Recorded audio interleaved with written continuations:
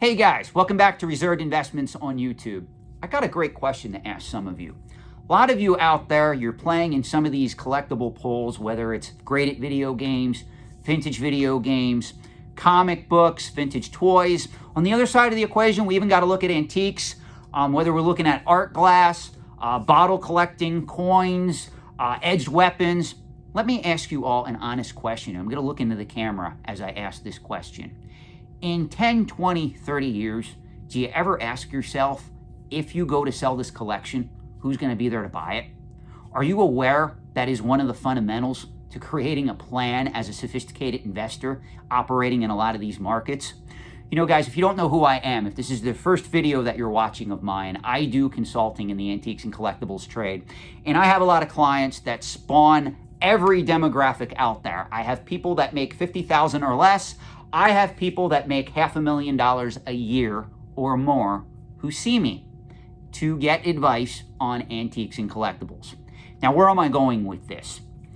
When we analyze these markets, whether it's Magic the Gathering, Pokemon, again, guys, I know some of you that watched my earlier videos, you think that I'm biased against collectibles. You think that I'm only into antiques, and that is false.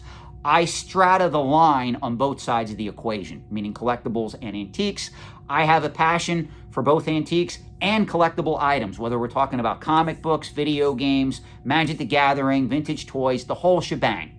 So where I'm going at with this, though, is every sophisticated investor who ever reaches out and works with me, if they know these markets, one of the questions that they already answer before they invest in these markets is, Sean, I'm going to sell this item 10 to 20 years in the future because I believe a significant market will be established where prices are higher than where they are now. And that's why when some of you guys that collect graded video games, when some of you guys who collect vintage Pokemon, when some of you guys who collect Magic the Gathering and you reach out and you go, Sean, you don't understand. This is going to be the next big thing.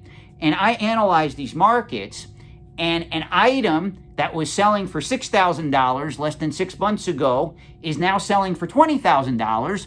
I'm sitting here trying to tell you guys, you don't understand. Any investor that I know is selling into the market. They're not buying into the market.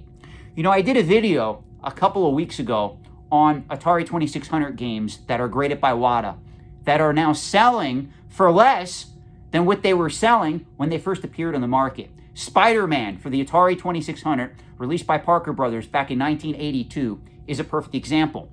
Somebody came into the market, they didn't analyze the market properly, and they paid $9,000 for a copy of SpiderMan, graded by WADA Games in 9.8 condition for the Atari 2600. Now, anybody who has been in that market for any length of time, whether it's me, whether it's Pat the NES punk, whoever it is, all you had to do was send one of us an email, and we probably would have responded free of charge and said, hey, don't buy that game for $9,000. The market is insane. It's because the person that sent that to auction was first to auction, and speculators out there that don't know what they're doing, they're going to bid it up, they're going to pay a fortune for it, not realizing that literally hundreds, if not thousands of copies of Spider-Man for the Atari 2600 exist out there on the market as a whole. So what happened? That game sold for $9,000. Literally, less than 45 days later, another copy comes up for bid. Same grade, same condition, same item, and it sells for less than half that $9,000 price. So where am I going with this? One of the key differences between investors and speculators. Speculators look at the market and they go, oh my gosh, I have a passion for this stuff. I'm on all these collecting forums. Everybody else has a passion for this stuff too, Sean. I'm on the CGC comic forums. I'm on all these video game Facebook groups. They're all telling me we're going after this stuff hardcore. We have a passion for it. We're all buying it. And guess what, guys? One of the things that you got to understand is that none of those people are thinking long term. They're not going, okay, well, if I sell this item 5, 10, 15, 20 years out, who's going to buy it? And this is something that you really have to ask yourself. Is Pokemon going to be bigger than it is today? Is Magic the Gathering going to be bigger than it is today? Are more people 10, 20 years from now going to want to buy graded video games, specifically Nintendo games, than the generation that grew up with them that is buying them now? Let me ask that question again, because I don't think speculators are understanding this. Are more people 10 to 20 years out going to be willing to buy a graded Nintendo video game than they are right now when it involves right now the generation that grew up with them? And that's something that you got to ask. If the answer is no, you should not be putting any money in that particular collectible long term. And this is something that investors know by the back of their hand. This is something, though, that literally I have to force feed speculators to get them to understand it. And there's a lot of people, you read the comment section on some of my videos, some of the people that hate me on Facebook groups, they do not understand this concept. I've said this before. Pokemon came out in the late 1990s. Right now, the generation that grew up with it are the ones going after the vintage cards.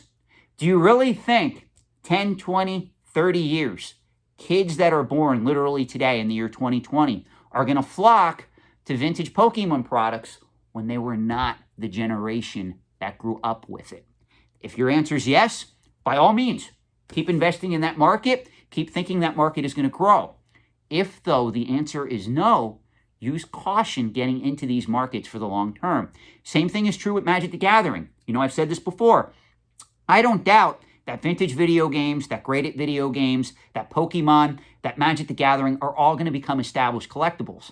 The problem is, when markets go from speculative to established, then from established to mature, those markets change.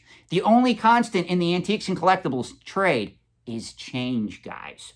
So a question you must ask: if you really believe that video games are going to be sought after from 5, 10, 15, 20, 30 years out, then if your answer is yes, what items are you going to buy today that you can then sell to the next generation of collectors that are coming up the pike? I can tell you right now, Western-based toy collectors thought the same thing. They thought younger generations were going to flock to their collections. And I can tell you how it turned out.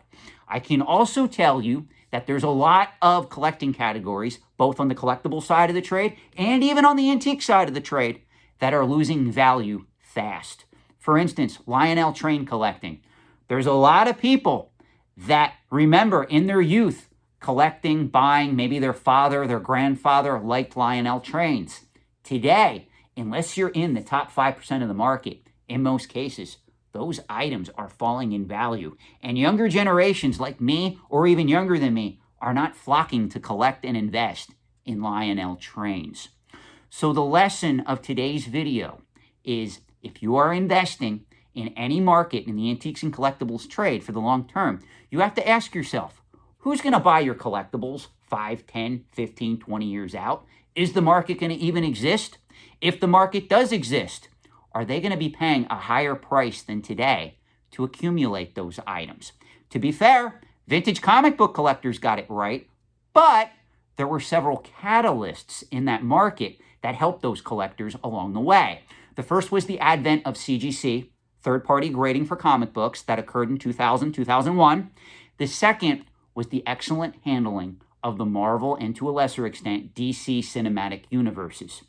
To this day, vintage video games do not have that kind of market exposure. And I know what you're going to say. Sean, look at Nintendo Land that's going to open at Universal Studios. All these kids today are growing up and they're downloading a copy of The Legend of Zelda, or they're playing Super Mario Brothers on their NES Classic Edition consoles. Well, one of the things you got to understand, those people are not collectors. You don't need to buy a factory sealed copy of The Legend of Zelda to own it. You can download it. You can buy it in cartridge only form. You can buy an NES Classic console. There's multiple ways to play that game where you don't have to spend thousands of dollars to own the factory sealed near mint example that existed on store shelves in pristine condition back in 1987, 1988. So that's the end of today's video. I hope you got something out of this. Again, it is very important to analyze, if you're buying into these markets, who you're going to sell these collections to at a later date and what the market is going to look like at that later date. Thank you for watching. Have a great night.